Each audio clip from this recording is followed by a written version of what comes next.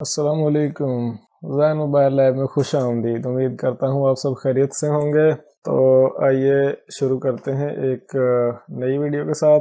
आज की वीडियो में मैं आपको दिखाने लगा हूँ कुछ मोबाइल रिपेयरिंग के टूल जो मैंने अभी बाय किए हैं। तो वन बाय वन करके इनका थोड़ा सा तारुफ करवा देता हूँ और इनके फीचर बता देता हूँ और क्यों ख़रीदे हैं ये भी बता देता हूँ। तो जी शुरू करते हैं मल्टीमीटर से। मेरे पास एनालॉग मल्टीमीटर था जिसको मैंने बहुत इस्तेमाल किया और उसके ऊपर मैंने काफ़ी वीडियोस भी बनाई हैं। लेकिन रिक्वेस्ट कमेंट्स में ये आई है कि आप डिजिटल मल्टीमीटर का इस्तेमाल करें वीडियो बनाने में ताकि हमें उसकी अच्छे तरीके से समझ आ सके। तो मैंने ये एक मल्टीमीटर बाय किया है। इसको मैं निकाल कर दिखा देता हूँ कि इसमें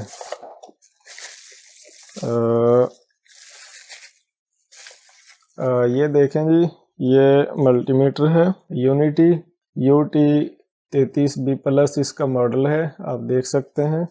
इसको मैं ऑन करता हूँ और चेक करें, ये इसका लाइट बटन है।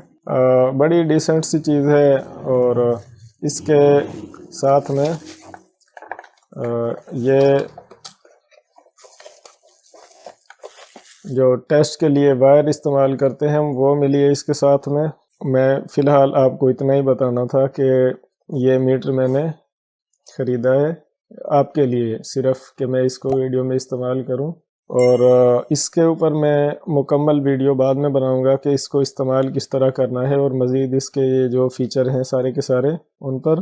तो एक तो था ये मल्टीमीटर जो मैंने स्पेशली आपके लिए बाय किया है कि हो सकता है काफ़ी कुछ ऐसा होता है कि आपने यूज़ ना किया हो एनालॉग मल्टीमीटर, मैंने बहुत इस्तेमाल किया है।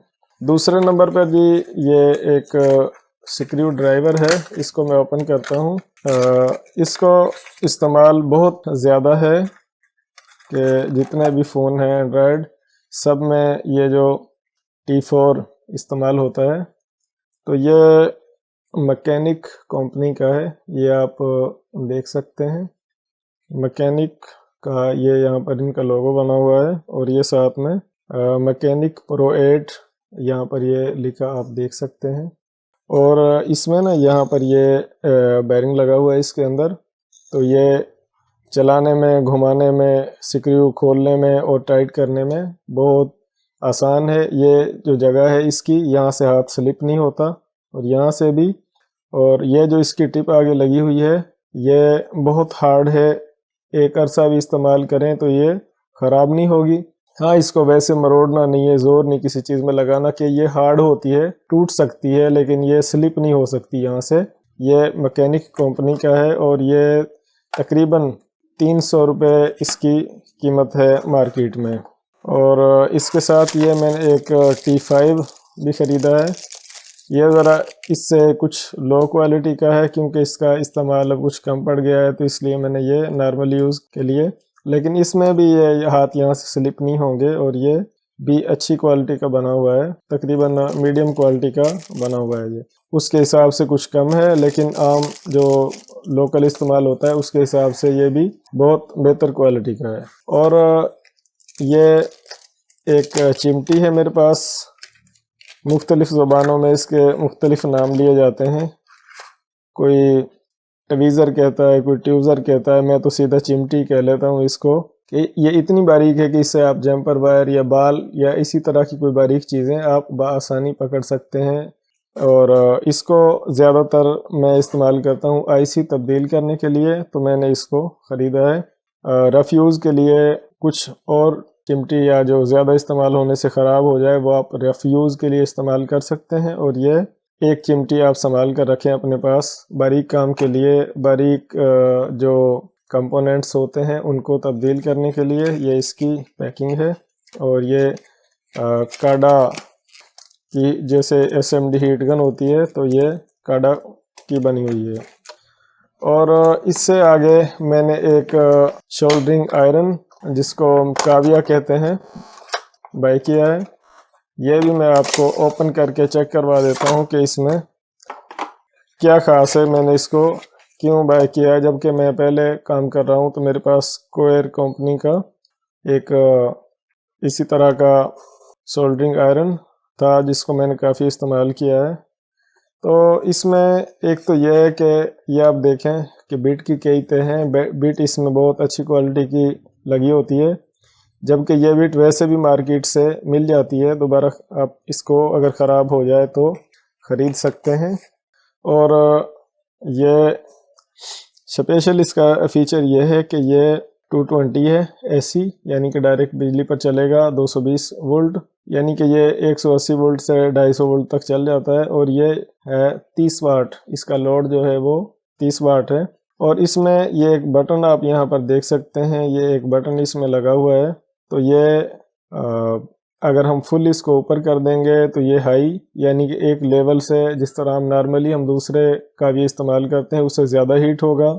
और अगर इसको यहाँ इधर सेंटर में कर दूंगा तो ये लो हो जाएगा, यानी कि जिस तरह काम नहीं कर रहे आप तो इसको लो पे करके छोड़ दें। इससे ये होगा कि इसका एलिमेंट नहीं जलेगा, एक अरसे तक आप इसको ज़्यादा इस्तेमाल कर सकेंगे। और यहीं पर इसको आप ऑफ भी कर सकते हैं, अगर फुल नीचे इस बटन को करेंगे तो ये इसको आप बंद कर सकते हैं यहीं से, यानी कि चाहे तार इसकी लगी रहे आप इस बटन से इसको बंद कर सकते हैं।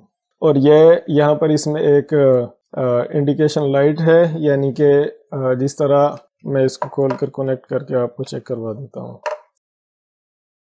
और अब मैं इसको 220 बिजली में लगा देता हूँ।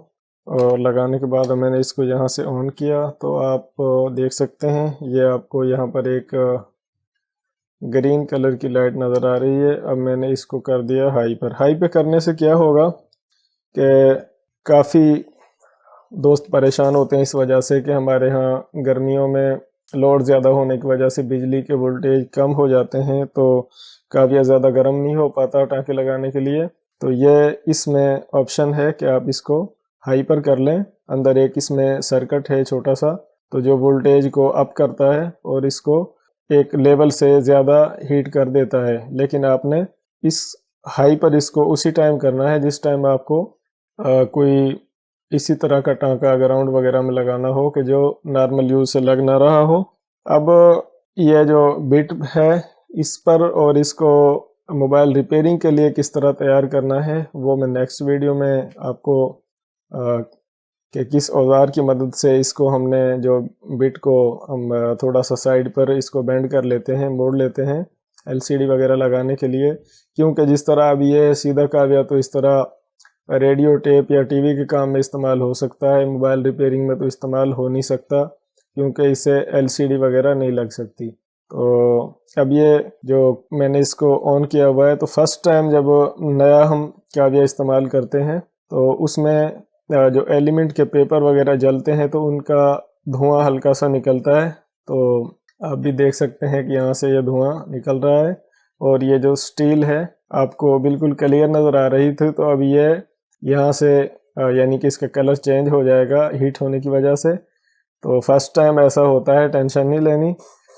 उम्मीद करता हूँ कि ये जो दो तीन चीज़ें जो मैंने मार्केट से परचेज़ की हैं जिनके बारे में आपको इन्फॉर्म किया है, अगर आपको इनकी ज़रूरत हो तो आप भी मार्केट से इसी क्वालिटी की अच्छी क्वालिटी की चीज़ें ख़रीदें ताकि आप मोबाइल रिपेयरिंग का काम अच्छे से कर सकें, साफ कर सकें और बग़ैर टेंशन के अच्छे टाँके लगाएं, अच्छी चार्जिंग जैक लगाएं और अच्छी तरह मोबाइल रिपेयर करें। तो हमारे चैनल ज़ैन मोबाइल लैब को ज़रूर सब्सक्राइब करें ताकि आप मोबाइल रिपेयरिंग का काम सीख सकें और वीडियो को मुकम्मल देखा करें। अपना ढेर सारा ख्याल रखें। अल्लाह हाफ़िज़।